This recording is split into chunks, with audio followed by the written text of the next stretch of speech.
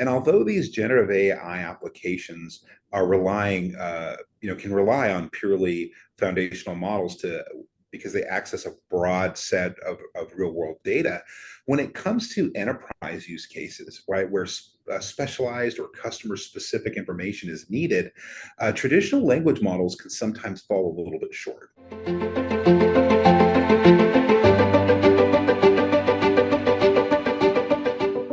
Welcome to another episode of Data Strategy Unravelled. My name is Kendra Reed, Principal Data Strategy Tech Specialist at AWS.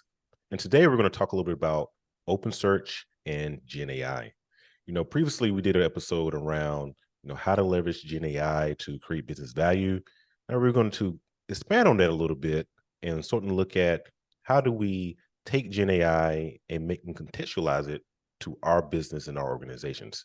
And to help with this, I have Mark here from AWS to kind of talk us through this a little bit. Hey, Mark, how you doing? Hey, Henry, how are you? I'm doing pretty good. Why don't you tell us a little bit about yourself before we jump into these questions? And so I'm the worldwide go-to-market leader for Amazon OpenSearch service, and I run a global team that helps our customers and our sellers navigate OpenSearch and its different use cases. Okay, so you're the guy that we need for this conversation here. So for those that are unaware, can you kind of describe what OpenSearch is? So OpenSearch is a distributed, community-driven, 100% open source software.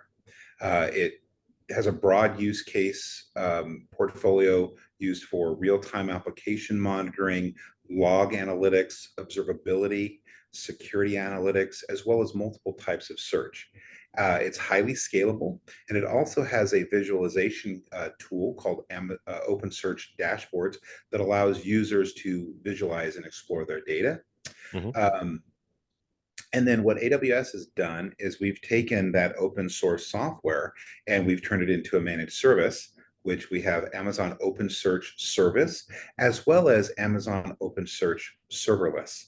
And this is where we take a lot of the undifferentiated heavy lifting away from customers like networking, load balancing, snapshots, cluster resiliency, cluster remediation. So that's OpenSearch in a nutshell. Okay. And so, there's a lot of talk around vector databases when we're working with generative AI. Can you talk a little bit about what this is and how OpenSearch can be leveraged when you're working with that technology? Wow, we could spend the next 30 minutes on that topic alone. I know we don't have that time. So Yeah. I'm going to make the assumption that everybody is familiar with generative AI in general, the large language model built on foundational models. We've got Bedrock, we've got Titan, there's these third-party tool, Hugging Faces and Anthropic and Stability AI. So, I'm going to assume that everybody understands that. And although these generative AI applications are relying, can rely on purely foundational models because they access a broad set of real world data. When it comes to enterprise use cases, right, where specialized or customer specific information is needed, traditional language models can sometimes fall a little bit short, Mhm. right? And fine tuning those models can be very costly and time consuming for customers, especially small to medium sized businesses trying to do Right. some of these things, right? So to address this challenge, we can use one technique called retrieval augmented generation, or RAG for short. And so this is where we use an embedding model or vectors, and we basically take data, we break it up into vectors or groups or clusters to improve the accuracy of these generative AI applications. Basically, you can take your domain specific data and you split it up into semantic elements. And semantic search versus lexical search really has to do with understanding the intent of the search, right? Where lexical search is just purely just the facts, right? Like I'm just looking for specific matches, where semantic search really tries to broaden that and understand what did they really mean when they said, I'm searching for a coffee filter, you know? And so you can take that data, break it up into these semantic elements, and then you take that and you move that into a vector data store. Okay, so you take that data, you break it up into vectors, and then you need to store that into a storage component, which OpenSearch is one of those options, right? And so this now enables customers or users to perform similarity searches. Okay, so that's one element of why vectors and vector embeddings are important. It helps make models more accurate, especially for specialized or customer specific data. Another element, which I'm not sure if people are very familiar with, is something called hallucinations. These generative AI models can tend to hallucinate or make stuff up. Which is crazy to think about, but it actually will. And so when you use a vector store, what it can do when you do your search, it basically checks up against that vector data. So like I'm making a search, and instead of this generative AI model or application making it up, it checks it against this vector store of data, and it keeps it a little bit more honest, if you will. And so those are the two main elements of why vectors and vector stores are really important. And OpenSearch is a great tool to use for that. That's some great information there, Mark. So based on what you said with OpenSearch and how it's used and what it is, it sounds like it's much more than just a vector database. So can you expand a little bit on that? Yes, as mentioned before, OpenSearch doesn't just have vector search or vector data store capabilities. It had one of the key differentiators of OpenSearch is that it has multiple types of search. So anomaly detection, machine learning commons, trace analytics, and then full text or what's sometimes called lexical search. This really pulls OpenSearch together as much more than just being used for one thing. A lot of purpose built or dedicated built vector engines will tout, oh, well, you've got to have a dedicated vector engine for this. The reality is OpenSearch can do all the vector capabilities of a dedicated vector database, but then with that lexical or text search, what it does is it gives customers the ability to do what's called hybrid search.